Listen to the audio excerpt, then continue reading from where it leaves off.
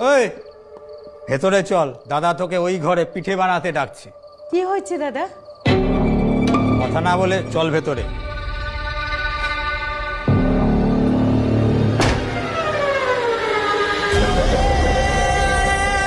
কেমন হয়েছে দাদা?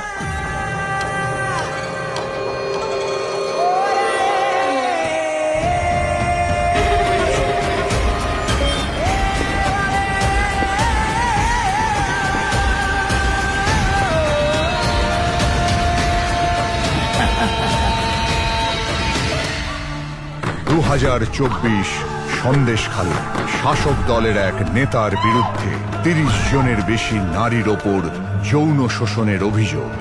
এটা বদলাতেই হবে, এখন নয়তো আর কবে। পাল্টানো দরকার, চাই বিজেপি সরকার।